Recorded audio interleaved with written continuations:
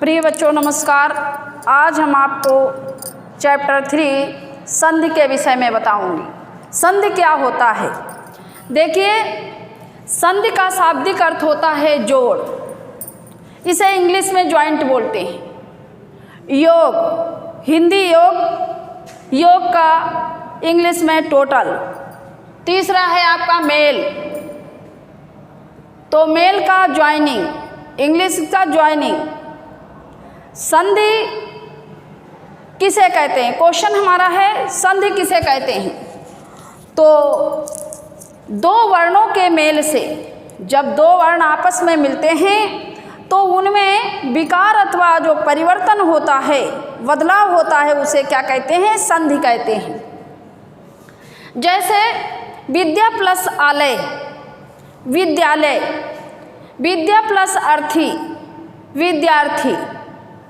ये हो गई आपकी संधि की परिभाषा, या संधि का जो क्वेश्चन भी इसे बोल सकते हैं। संधि किसे कहते हैं या संधि की परिभाषा भी कह सकते हैं। अब आया आपका संधि के भेद। तो भेद को प्रकार भी कहते हैं। क्या कहते हैं? प्रकार। क्वेश्चन आ जाता है कभी कभार कि संधि कितने प्रकार की होती हैं या संधि के कितने भेद होते हैं। तो भेद और प्रकार दोनों एक ही हैं। संधि के कितने भेद होते हैं? 3। नंबर 1 स्वर संधि, नंबर 2 व्यंजन संधि, नंबर 3 विसर्ग संधि। संधि के कितने भेद होते हैं? 3। स्वर संधि, व्यंजन संधि, विसर्ग संधि। अब स्वर संधि, जब हम दूसरे क्वेश्चन का पहला नंबर लेंगे, पहला नंबर क्या है? स्वर संधि। स्वर संधि के भी भेद होते हैं। तो स्वर संधि के बच्चों कितने भेद होते हैं? 5 भेद होते हैं। कितने भेद होते हैं? 5। कौन कौन से? नंबर 1 दीर्घ संधि, दीर्घ संधि। नंबर 2 गुण संधि, तीसरा है वृद्धि संधि, चौथा है यण संधि, 5वां है अयादि संधि। ये स्वर संधि के भेद हैं। किसके भेद हैं? स्वर संधि के भेद। क्योंकि अभी व्यंजन संधि और विसर्ग संधि बाद में, अब हम स्वर संधि के ही 5 भेद पढ़ेंगे। तो बच्चों, अब हम स्वर संधि के भेद के पहले स्वर संधि की परिभाषा पहले पढ़ते हैं। स्वर संधि की परिभाषा क्या है? तो जब स्वर का स्वर से मेल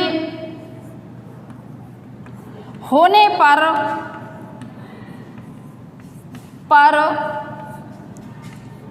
जो परिवर्तन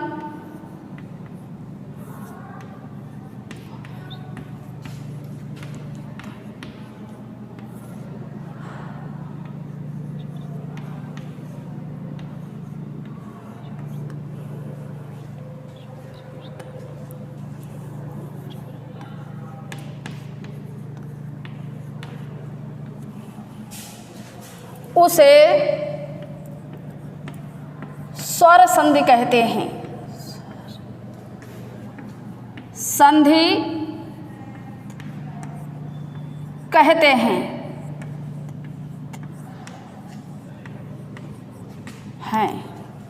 तो क्वेश्चन आ जाता है कि स्वर संधि की परिभाषा क्या है। तो बच्चों, स्वर संधि की परिभाषा क्या है? जब स्वर का, यानी स्वर आप जानते हैं स्वर कितने होते हैं? 11 होते हैं। तो जब स्वर का स्वर से मेल होने पर जो परिवर्तन होता है, बदलाव होता है, उसे स्वर संधि कहते हैं। आपको बताए थे कि संधि के कितने भेद होते हैं? 3। तो पहला भेद क्या है? स्वर संधि। तो स्वर संधि की आपकी ये परिभाषा हो गई। अब स्वर संधि के कितने भेद हैं? तो उन भेदों के बारे में बताती हूँ। पहला है नंबर 1 दीर्घ संधि, दीर्घ संधि। नंबर 1 दीर्घ संधि, दीर्घ संधि। अब बच्चों क्या है? दीर्घ को हम गुरु भी बोलते हैं, क्योंकि दीर्घ का मतलब बड़ा, और इसे गुरु भी कहते हैं। इसकी पहचान क्या है? जब हम संधि में बनाते हैं तो हम कंफ्यूज हो जाते हैं, उसमें देखते हैं कि कैसे हम संधि विच्छेद करें और क्या वर्ण आएगा। तो सबसे आसान तरीका है, आप पहले ध्यानपूर्वक देखेंगे क्या है। जिस संधि में आ, ई, ऊ ये 3 वर्ण आते हैं, इनको क्या बोलते हैं? दीर्घ, और इन्हें गुरु भी कहते हैं। तो दीर्घ क्या है? आ, ई, ऊ। ये जिस संधि में 3 वर्ण आए वहाँ पर आप लोग समझेंगे कि ये दीर्घ संधि है। तो इसकी पहचान क्या है? पहचान ये हो गई आ, ई, ऊ। अब इनका नियम क्या है? जब आ या आ के सामने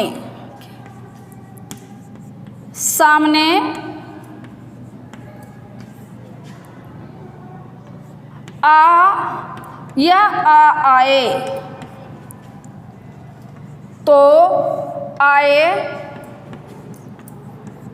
तो दोनों के स्थान पर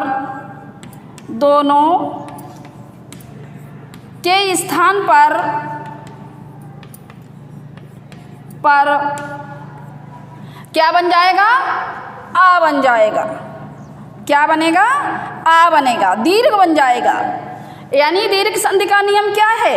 चाहे ये ऐ स्वर आ जाए या आ जाए, दोनों में से एक भी आ जाए, लेकिन बनेगा ही यही, दीर्घ बनेगा, बड़ा बनेगा। ठीक है, ये इसके सामने ही आएंगे। जब आ या आ के सामने चाहे आ जाए चाहे आ जाएगा, लेकिन दोनों ये एक जैसे आमने सामने होंगे, वहाँ पर ध्यान रखने की बात है, वहीं पर दीर्घ संधि होगी। उदाहरण है,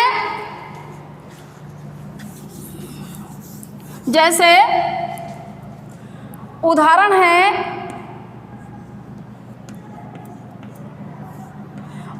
है विद्या प्लस अर्थी। विद्या प्लस अर्थी। अब देखिए, हम संधि बनाते समय ये नियम देखते हैं कि पहले शब्द का अंतिम स्वर निकलेगा, पहले शब्द का अंतिम स्वर, अंतिम वर्ण, और दूसरे शब्द का पहला वर्ण। संधि बनाते समय ये ध्यानपूर्वक ध्यान देते हैं कि संधि के जो पहला शब्द होता है उसका अंतिम वर्ण और दूसरे शब्द का पहला वर्ण, ये 2 लिए जाते हैं। तो ये विद्या है, विद्या शब्द लिखा है, इसका अंतिम वर्ण क्या है?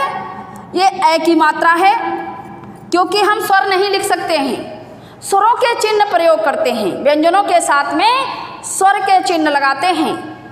तो क्या है? ये आ की मात्रा है, आ की मात्रा है, प्लस इसके सामने बच्चों क्या आ रहा है? आ रहा है, यानी दोनों में से चाहे ये आ जाए या आ जाए, तो इसके सामने आ रहा है। अब यहाँ पर क्या हो गया? आ हो गया, दीर्घ बन गया, गुरु बन गया ना। तो क्या बन गया? विद्यार्थी, विद्यार्थी। अर्थी का मतलब होता है विद्या को चाहने वाला, अर्थी का मतलब चाहने वाला। शब्द हमारा बन गया विद्यार्थी। अब क्या ये दीर्घ, हमने बताया था ये आ या आ के सामने आ ही आ आएगा, तभी दीर्घ संधि बनेगी। इसी प्रकार से आपका अगला वर्ण है। अब इसका दूसरा नियम, शिक्षा प्लस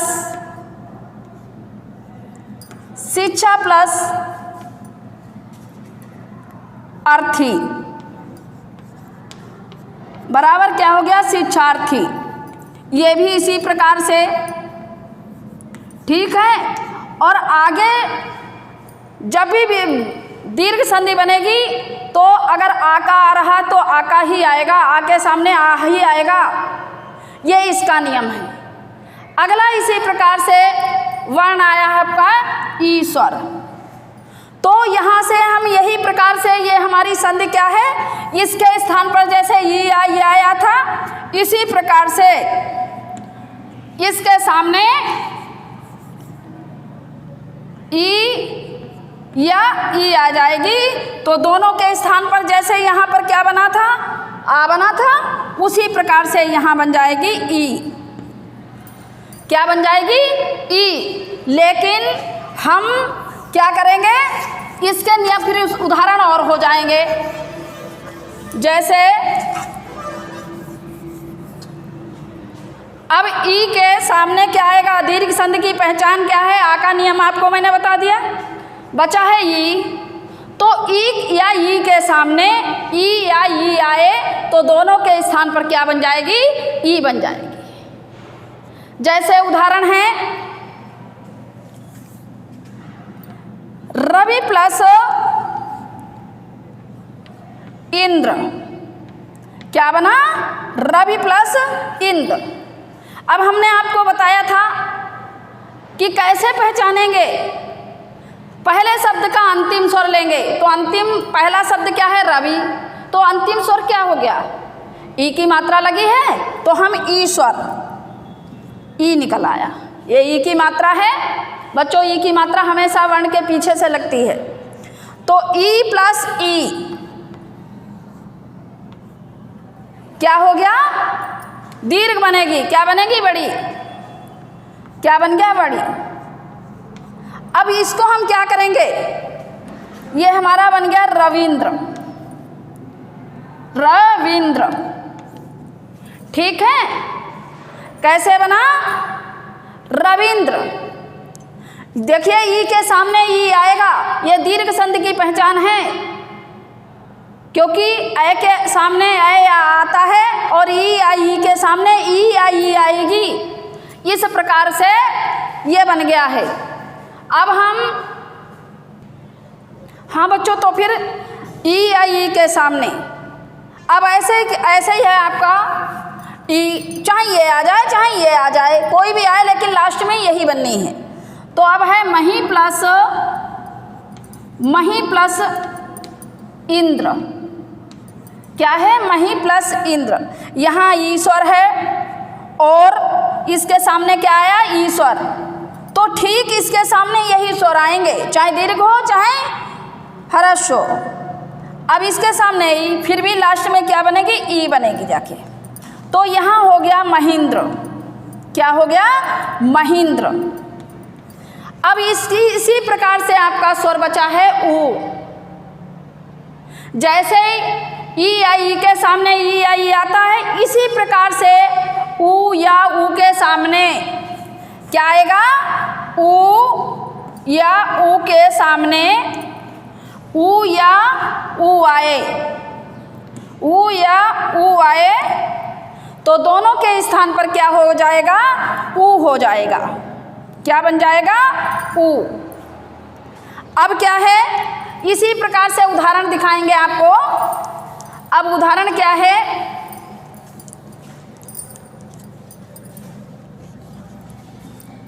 उदाहरण है आपका लघु प्लस ऊर्मी, लघु प्लस ऊर्मी, ऊर्मी। अब आपने देखा है, क्योंकि जैसे आपने आ या आ का नियम पढ़ा, उसी प्रकार से ई या ई का नियम पढ़ा, उसी प्रकार से अब ऊ या ऊ का नियम पढ़ा। तो इसके सामने पहले शब्द का अंतिम स्वर क्या है, ऊ है, और इसके सामने क्या आ रहा, ऊ आ रहा। ए मिलकर के दोनों क्या बन गए, ऊ बन गया।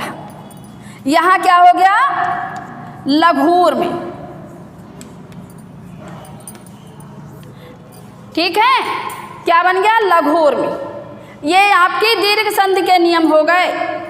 जिस संधि में आ ई ऊ आए वहाँ पर दीर्घ संधि, ये इन नियमों के माध्यम से पहचानते हैं कि ऐसे दीर्घ संधि बनती है।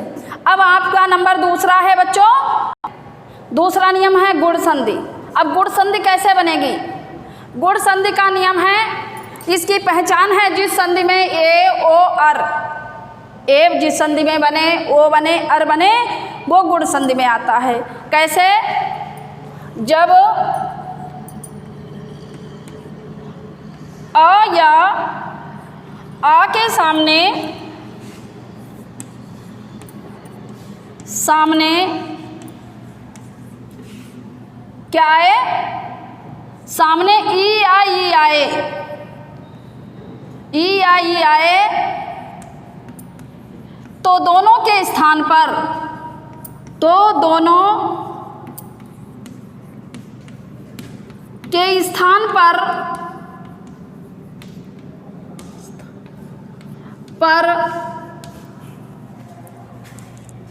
ये बन जाएगा, क्या बन जाएगा, ये बन जाएगा।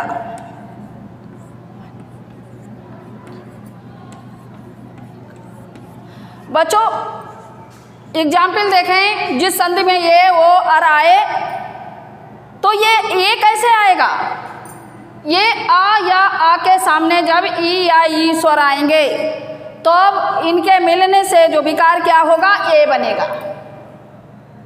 ठीक है, उदाहरण है आपका, उदाहरण है सुर, सुर प्लस इंद्र, क्या बना, सुर प्लस इंद्र। तो रय में क्या, अंतिम सुर में क्योंकि जो व्यंजन बनते हैं ये ए स्वर के सहयोग से बनते हैं, इन सभी व्यंजन वर्णों में ए स्वर होता है। अगर ए स्वर नहीं होगा तो उसके नीचे तिरछी रेखा खींची होती, अर्थात हलंत लगा होता है, तो वह आधा वर्ण माना जाता है। लेकिन यहाँ रय पूरा है तो ए स्वर है, तो ए स्वर जब इसमें से ए प्लस ई, इसके सामने क्या, ए के सामने क्या आया, ई आया, और ये क्या बना, ये। अगर यहाँ आ होता और ई होता तब भी ये बनता, कोई सी बात इनमें से चाहे ये आए या ये आ जाए या ये जाए, लास्ट में यही बनेगा, ये गुण संधि का नियम है। तो यहाँ बच्चों क्या बन गया, सुरेंद्र, क्या बना, सुरेंद्र, क्या बन गया, सुरेंद्र। इसी प्रकार से अगला नियम हम आपको बताते हैं, ओ कैसे बनेगा। आ या सामने ऊ या ऊ आए तो दोनों के स्थान पर क्या बनेगा, ओ बनेगा, क्या बनेगा, ओ बनेगा। उदाहरण है, उदाहरण है आपका, जैसे उदाहरण है लोक प्लस, उदाहरण है लोक प्लस उक्ति,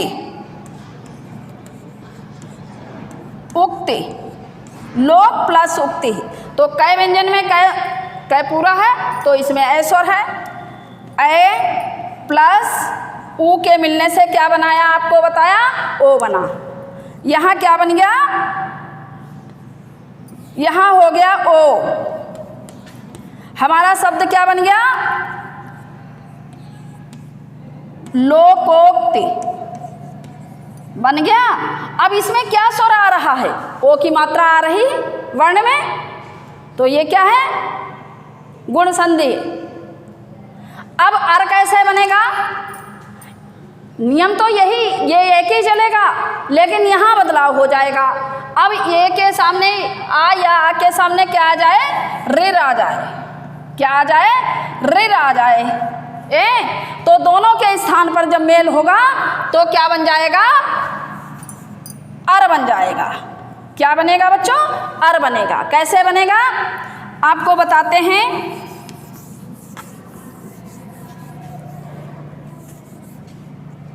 जैसे महा प्लस ऋषि, क्या बना, महा प्लस ऋषि। अब यहाँ आ स्वर आ गया, चाहे ये आ जाए या ये जाए, वरना वही है। तो आ के सामने क्या है, ऋ है, क्या है, ऋ है। तो यहाँ क्या बन गया, महेर्षि, क्या बना है, महेर्षि। ये ऋ की मात्रा आ गई। आ गया समझ में। अगली संधि का नियम है आपका वृद्धि। वृद्धि का मतलब होता है बढ़ना। वृद्धि में क्या नियम है, आए या ये के सामने ये या ये आए। वृद्धि संधि का नियम है नियम नंबर 3। तीसरा नियम बच्चों है वृद्धि संधि। तीसरा नियम क्या हो गया? वृद्धि संधि। वृद्धि का मतलब बढ़ना। अब क्या है वृद्धि संधि? क्या नियम वही आएगा, ध्यान रखने की बात है। जब अय आ के सामने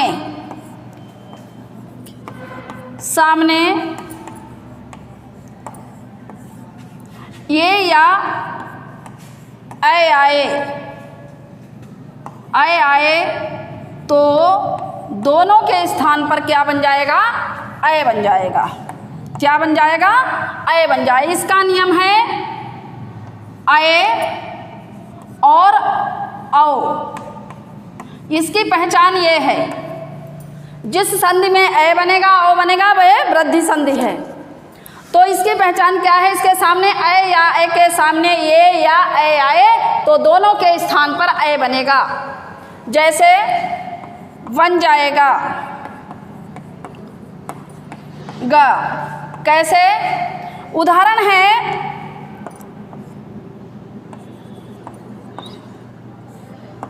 है सदा प्लस एब। तो यहाँ क्या शब्द है? सदा का मतलब हमेशा, एब का मतलब ही के लिए प्रयोग किया गया है हिंदी में। लेकिन जब दोनों वर्ण आपस में मिलते हैं तो यहाँ विकार उत्पन्न होता है। आ के सामने क्या आ रहा बच्चों? आ के सामने हमने बताया था क्या आ रहा है? ये या ये या, दोनों में से कोई वर्ण आ जाए तो इसके सामने ये आ रहा है, आ के सामने ये, और यहाँ क्या बताया था? अय बनेगा। यहाँ बन गया सदैव। क्या बन गया? सदैव। ये नियम के अनुसार, ये वृद्धि संधि का। इसी प्रकार से दूसरा है, बना लेंगे एक प्लस एक।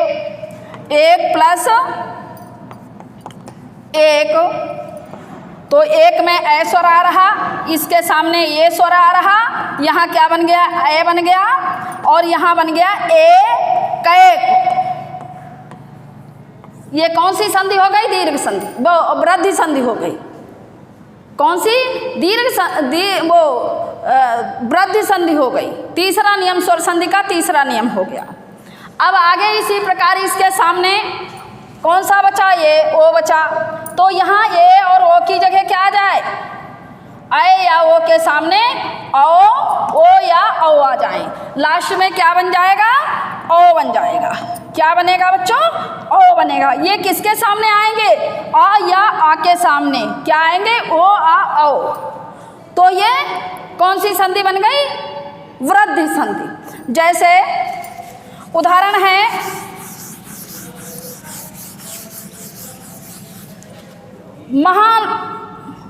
महा प्लस औषधि। ठीक है, महा प्लस औषध। आ के सामने क्या आ रहा है? ओ आ रहा है। आपको बताया था, तो आपको बताया था आ या ओ के सामने ओ या ओ आए तो क्या बनेगा? ओ बनेगा। औ बन गया। क्या बन गया? औ। यहाँ हो गया महौषधि। महौषधि क्या बन गया? महौषधि। ये आपकी कौन सी संधि बन गई? अयादि संधि। ये बन गई है वृद्धि संधि। इसी प्रकार ये आपकी पहचान है। अब आपको बताएंगे नंबर 4 है यण संधि। अब आपको यण संधि का नियम बताएंगे। संधि बच्चों बहुत आसान है, लेकिन हमारे समझने का इसमें टाइम है। देखिए यण संधि में, यण संधि चौथा नंबर है आपका यण संधि। यण संधि। तो यण संधि में क्या है? आ या के सामने, अब जैसे पहले आ या आता है और लास्ट में, तो इसका उल्टा हो जाएगा। क्या हो जाएगा? उल्टा हो जाएगा। क्या हो जाएगा? पहले आ या आता था, अब यहाँ पर आ या नहीं आएगा बच्चों। क्या आएगा? ई या ई आएगा, इसका उल्टा कर दो। ठीक है, गुण संधि का उल्टा कर दो। क्या है, ई या ई के सामने आ या आए, तो दोनों के स्थान पर क्या बन जाएगा, या बन जाएगा।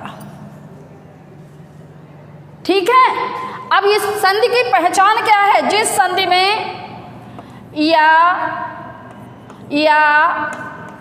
यू और वा वी,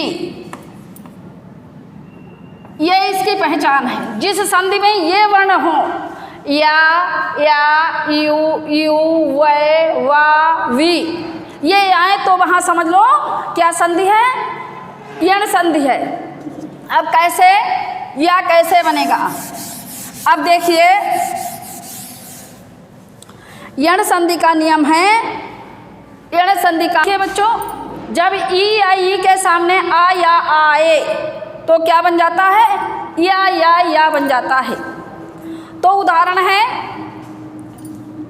यदि, अब उसमें का पहले आता था, इसमें ई आता है, प्लस अपि, क्या बन गया, यद्यपि।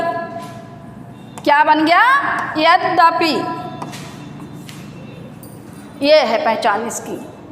अगला इसका उदाहरण है, इसके सामने अगर ये कैसे बने, ये कैसे बने, अगर यहाँ पर आ आता, ई के सामने आ आएगा, दीर्घ आएगा, तो यहाँ पर ये बन जाएगा। और इसी प्रकार से इसी के सामने अब ऊ कैसे, ई या ई के सामने ऊ आ जाए, ई या ई के सामने ऊ आ जाए तो यू बन जाएगा। आगे हम इसी संधि का नियम पढ़ाते हैं, अयादि संधि। अयादि संधि क्या है, अयादि संधि, हाँ तो बच्चों आपको यण संधि बताई। यण संधि में या कैसे आता है, ई के सामने आ जाता है तो ये या बनते हैं। इसी प्रकार से ये कैसे बनेगा, ई के सामने ये आएगा तो ये बन जाएगा। अब हम आपको अगला नंबर बताते हैं अयादि संधि का। अयादि संधि भी इसी प्रकार से है, जब ए या ये के सामने क्या आ जाए, अय स्वर आ जाए। अय आता है तो दोनों के स्थान पर क्या बन जाएगा, अय का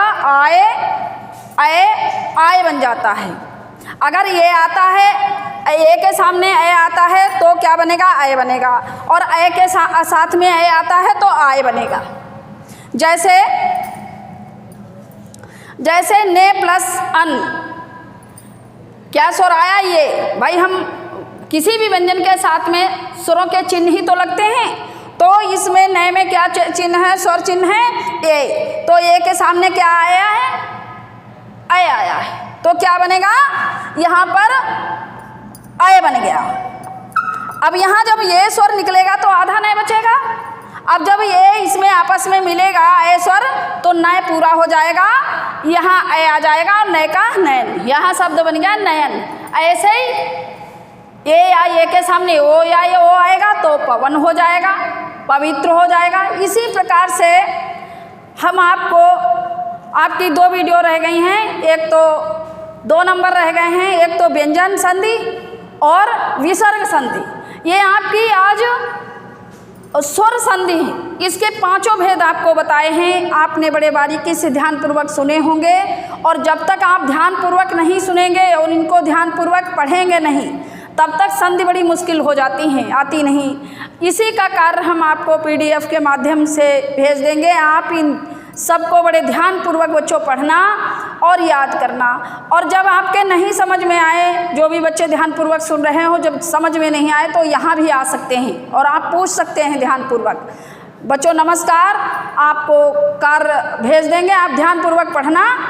इसी को हम अपनी वाणी में विराम देती हूँ।